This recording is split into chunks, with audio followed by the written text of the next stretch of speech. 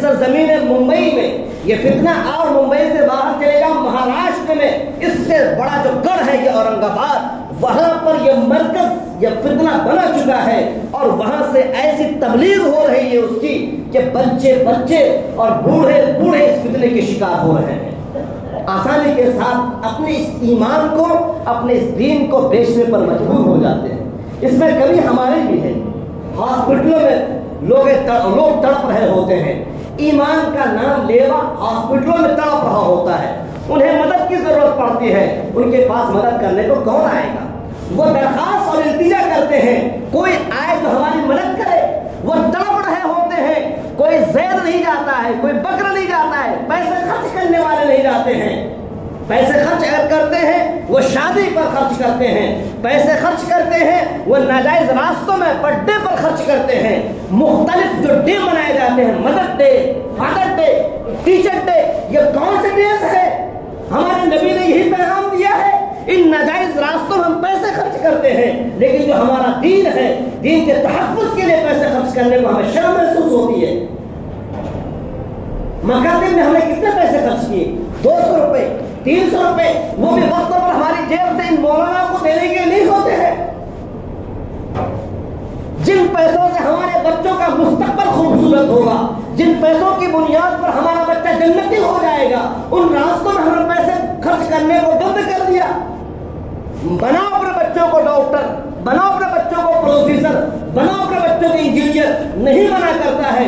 قرآن تو کہتا ہے اعوذ باللہ من الشیطان الرجیم اقرأ باسم ربک الذی خلق خلق الانسان من علق، یہاں پر مفعول کا تذکیرہ نہیں، پڑھ جو کچھ بھی تم کو پڑھنا ہو، آپ بخاری پڑھتے ہو، مسلم پڑھتے ہو، ترمذی پڑھتے ہو، نسائی پڑھتے ہو، ابو داؤد پڑھتے ہو، ابن ماجہ پڑھتے ہو، یہ تمام علوم میں پڑھو۔ آپ فزکس پڑھتے ہو، بایولوجی پڑھتے ہو، میتھ پڑھتے ہو، انگلش پڑھتے ہو، نباتات، جماعتات، حیوانات، تمام علوم پڑھتے ہو، یہ بھی پڑھو، لیکن ان تمام علوم کا مطلب یہ ہونا چاہیے کہ ہم ایک اللہ کو پہچانیں، ایک اللہ کے رسول کو پہچانیں۔ لہذا ڈاکٹروں پر بھی ذمہ داری آتی ہے وہ دین کی حفاظت کریں، انجینئروں کی بھی ذمہ داری آتی ہے وہ جہاں بھی جاب کریں وہ دائی بن کر جاب کریں۔ آپ کے پاس اگر گراہک سے آتے ہیں، جو دکاندار ہوتے ہیں، جو تجار حضرات ہوتے ہیں، یہاں پر جتنی دکانیں پھیلی ہوئی ہیں، آپ میں سے ہر ایک کی ذمہ داری ہوتی ہے کہ آپ دائی کے حیثیت سے دکانوں میں بیٹھو۔ کوئی پان کھانے کے لیے آتا ہے، آپ ان سے بھی کہو نماز کا وقت ہو رہا ہے، نماز پڑھ لیں۔ یہ چیز ہے جو ذمہ داری بنتی ہے ہر ایک کی مسلمان ہونے کے ناطے۔ ڈاکٹر اسرار رحمۃ اللہ علیہ فرمایا کرتے تھے کہ آج تو مسلمانوں کا حال تو یہ ہو گیا ہے کہ وہ بذات خود اگر ان کو امامت کی ذمہ داری دے دی جائے تو امامت نہیں کر سکتے ہیں۔ اگر ان سے کہہ دیا جائے کہ آپ کے باپ کا انتقال ہو گیا ہے، اپنے ابا کے جنازے کی نماز آپ پڑھاؤ تو نماز نہیں پڑھا سکتا ہے۔ کیا یہ ذمہ داری صرف مولانا کی آتی ہے؟ بحیثیت مسلمان، بحیثیت مسلمان، بحیثیت ایمان کے ہونے والے کی یہ ذمہ داری ہر ایک پر آتی ہے، وہ اس قابل ہو کہ وہ امامت بھی کر سکے، وہ جنازے کی نماز بھی پڑھا سکے، یہ ایمان والوں کی ذمہ داری ہے۔ آپ انگریزی پھڑ پھڑ پھڑ انگریزی بولتے ہو اور انگریزی آپ کے بچے بولتے تو آپ کو فخر ہوتا ہے، میرا بیٹا تو وداؤٹ کسی ہیزیٹیشن کے انگریزی بولتا ہے، لیکن آپ کا بچہ عربی نہیں بولتا ہے۔ عربی ہمارے نبی کی زبان ہے، عربی قرآن کی زبان ہے، عربی حدیث کی زبان ہے، جس اللہ اور اس کے رسول کے لیے ہم اپنی جان کو نشاور کرتے ہیں، عربی ان کی زبان ہے۔ کتنے لوگ یہاں پر بیٹھے ہوئے جو عربی سیکھنے کے لیے ہمارے امام صاحب سے، ہمارے مولانا صاحب سے رابطہ کرتے ہیں، کتنے لوگ ہیں؟ کتنے لوگوں کے اندر تڑپ ہے کہ وہ کہتے ہو کہ میں بھی عربی بولوں؟ امام صاحب خطبہ دیتے ہیں، کتنے لوگ خطبہ سمجھنے والے ہوتے ہیں کہ یہ ذمہ داری نہیں تھی آپ پر؟ جس طریقے سے آپ انگریزی سمجھتے ہو، آپ کے بچے انگریزی سمجھتے ہیں، آپ کی بیوی انگریزی سمجھتی ہے، آپ کے گھر میں رہنے والے انگریزی سمجھتے ہیں، ایپل سمجھتے ہیں، بار سمجھتے ہیں، وہ ہاؤس سمجھتے ہیں، امبریلا سمجھتے ہیں، وہ کیوں نہیں تفاح سمجھتے ہیں، وہ کیوں نہیں قرآن کے الفاظ سمجھتے ہیں۔ آپ نماز پڑھتے ہو زبان عربی میں، رکوع میں جاتے ہو زبان عربی میں، لیکن آپ کو کبھی بھی تڑپ نہیں ہوتی ہے کہ عربی زبان ہم سیکھیں، اس نبی کی زبان سیکھیں جس نبی نے ہمارے لیے قربانیاں پیش کی ہیں۔ کہاں ہے تڑپ؟ میرے عزیز دوستو، آج ہم پر ایک بڑی ذمہ داری ہوتی ہے، وہ یہ ہے کہ دین کی تحفظ اور اس کی بقا کے لیے اپنے آپ کو بھی وقت کرنا پڑے گا، اپنے بچوں کو بٹھانا پڑے گا، ان کو سمجھانا پڑے گا، دن ہو یا رات 2 وقت کی نشستیں لگاؤ۔ ہمارے تبلیغی جماعت والے آپ سے درخواست کرتے ہیں کہ تعلیم کا سلسلہ ہر گھر میں ہونا چاہیے۔ اگر آپ کی بچی، آپ کی بیوی تعلیم سے دور ہوگی، خواہ منتخب احادیث کی تعلیم ہو یا فضائل اعمال کی تعلیم ہو، اور جو ہمارے علماء کرام ہیں اگر وہ اپنے گھروں میں اپنے بچوں کو وقت دیتے ہیں تو حیات الصحابہ ہے، تفسیر ہے، حدیث نبویہ ہے، ان چیزوں کی تعلیم اگر ہمارے گھروں میں نہیں ہوگی تو یاد رہے ہمارے بچے بھی تحریف بن جائیں گے، ہمارے بچوں کا ایمان ہمارے سینے سے نکل جائے گا۔ میں دیکھ رہا ہوں ایمان سوز، کردار سوز، اسلام سوز کتنے ابل رہے ہیں، سیلاب کی طرح بہہ رہے ہیں۔ آپ کے بچے بہہ جائیں گے، آپ کی آنکھیں لگ جائیں گی، آپ بوڑھے ہو مر جاؤ گے، کل ہو کر کے آپ کے قبر پر کوئی جنا، آپ کی قبر پر کوئی درود پڑھنے والا نہیں ہوگا، آپ کی قبر پر کوئی فاتحہ پڑھنے والا نہیں ہوگا، آپ کے پیچھے کوئی جنازے کی نماز پڑھنے والا نہیں ہوگا۔ آپ ویسٹرن کلچر نے ویسٹرن کلچر نے ہمیں اسلام سے دور کر دیا ہے۔ تمام چیزوں میں ویسٹرن کلچر، جو مغرب کی سویلائزیشن ہے، جو مغرب کی تہذیب ہے، اس تہذیب کے ہم دلدادے ہو چکے ہیں۔ ہمارا بیٹا بھی مغربی تہذیب کا دلدادہ، ان سے کہو اپنے نبی کا نام بتاؤ تو صحیح سے نبی کا نام نہیں بتا سکتے۔ میں بار بار یہ بات کہتا ہوں، KBC میں پوچھا گیا کون بنے گا کروڑ پتی، میں پوچھا گیا کہ آپ کے نبی کہاں پیدا ہوئے؟ آپشن نمبر A مکے میں، آپشن نمبر B انڈیا میں، آپشن نمبر C کہیں اور۔ ایک مسلمان بچہ سامنے بیٹھا ہے، اس سے سوال کیا جا رہا ہے اور وہ دھڑلے سے جواب دیتا ہے انڈیا میں پیدا ہوا ہے۔ یہ مسلمان بچوں کا حال ہے۔ آپ اپنے گھروں میں کبھی جائزہ لینے کی کوشش کریں، اپنے بیٹیوں سے پوچھیں ہمارے نبی کی کتنی بیویاں تھیں، ہمارے نبی کی کتنی بیٹیاں تھیں، ان سے پوچھو، اپنے بچوں سے پوچھو آپ کے نبی کا نام کیا ہے، آپ کے نبی کہاں پیدا ہوئے ہیں۔ اس طرح کی مجلسیں ہمارے گھروں میں ہونی چاہیے۔ صرف نماز پڑھنے سے کام نہیں چلے گا، نماز کے اندر خضوع پیدا کرنے کے لیے اپنے آپ کو اللہ اور اس کے رسول سے قریب ہونا پڑے گا، اور قریب ہونے کے لیے تعلیم ضروری ہے، تعلیم ضروری ہے، اور تعلیم کے لیے آپ کو اپنے آپ کو قربان کرنا پڑے گا، اپنے جیب سے پیسے نکالنے پڑیں گے، مکاتب کو آباد کرنا پڑے گا، امام صاحب کی تنخواہیں بڑھانی پڑیں گی، مدرسے میں مکتب میں پڑھانے والوں کی تنخواہیں بڑھانی پڑیں گی۔ ایک شخص جو انجینئرنگ کرتا ہے ان کی تنخواہیں 30,000، 40+، 50+، اور ایک مولوی جو ہوتا ہے 6,000، 7,000، 8,000۔ کیا وہ دین کی حفاظت کرنے والے ہوں گے؟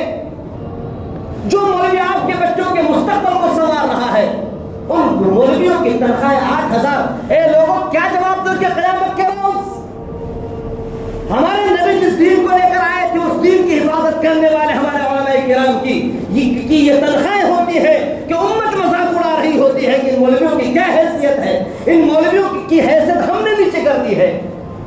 اگر ہم نے ان علماء کرام کو اپنے سروں کا تاج بنایا ہوتا تو قسم ہوتا کہ ہمارا ہر بچہ عالم بننے پر فخر کرتا، ہمارا ہر بچہ حافظ بننے پر فخر کرتا، ہمارا ہر بچہ مفتی بننے پر فخر کرتا، ہماری بیٹیاں مفتیوں سے شادی کرتی، ہماری بیٹیاں علماء سے شادی کرتی۔ لیکن ان سے پوچھا جاتا ہے آپ کی شادی حافظ سے ہو رہی ہے، وہ ناراض ہو جاتی ہے۔ آپ کی بیٹی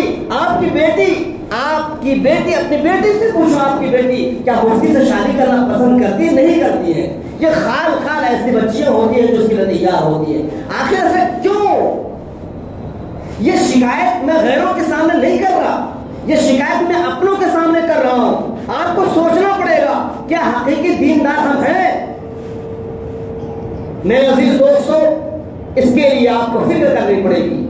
صرف نماز نہ پڑھو، نماز کے علاوہ بھی بہت سارے امور ہیں۔ اسلام کا دائرہ بہت وسیع ہے۔ مدرسے مسجد سے باہر جاؤ، اپنے گھر کو بھی مسجد بناؤ، اپنی بیوی کو بٹھاؤ، اپنے بچوں کو بٹھاؤ۔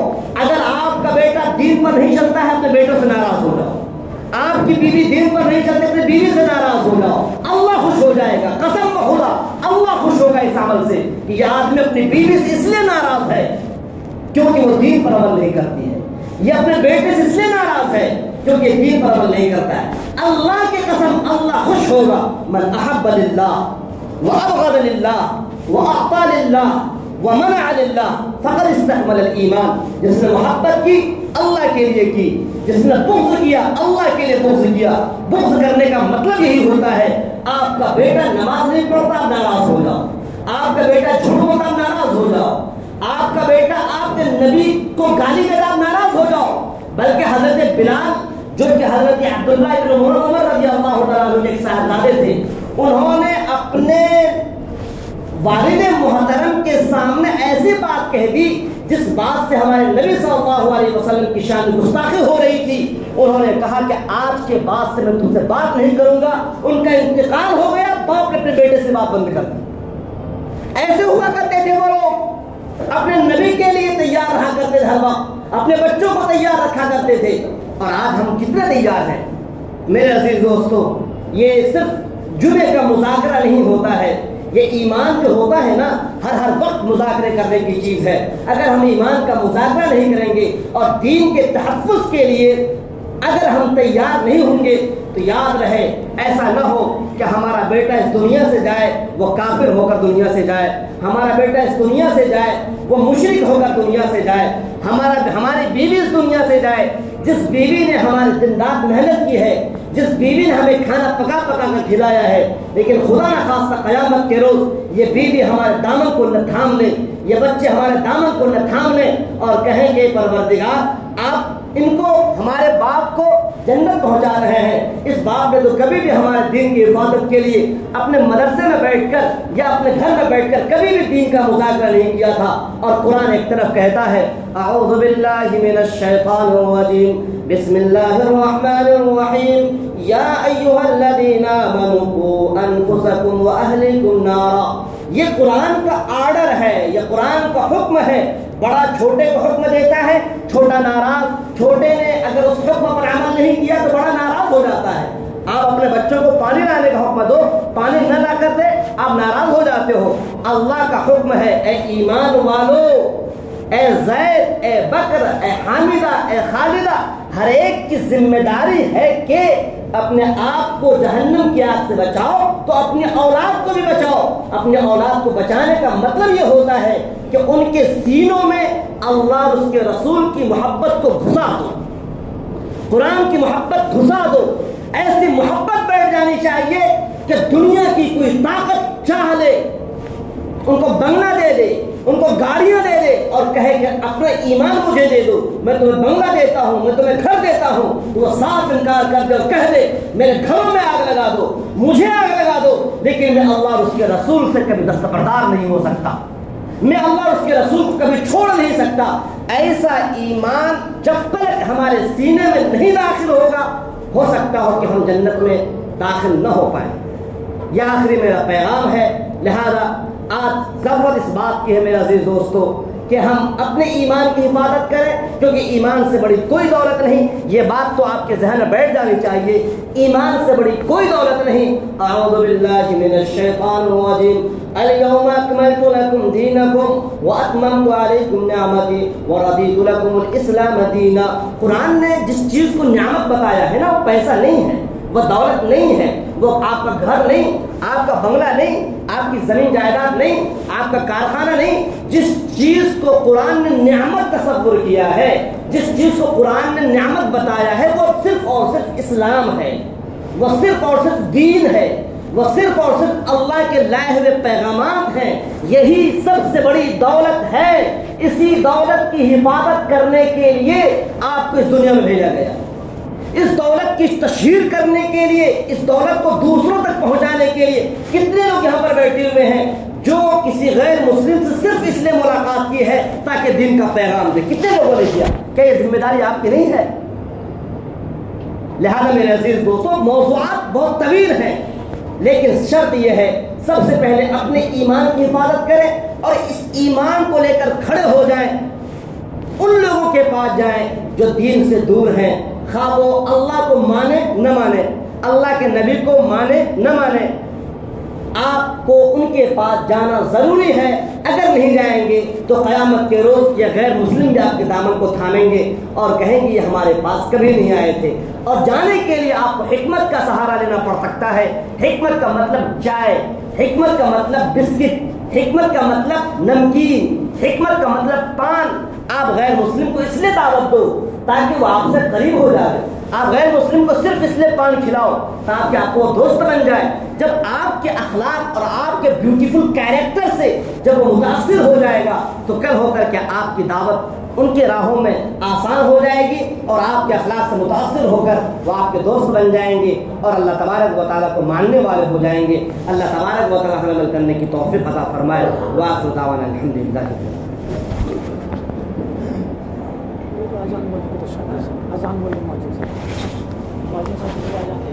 مؤذن صاحب اذان دے دیں. اذان کے بعد آپ لوگ سنتے ہیں.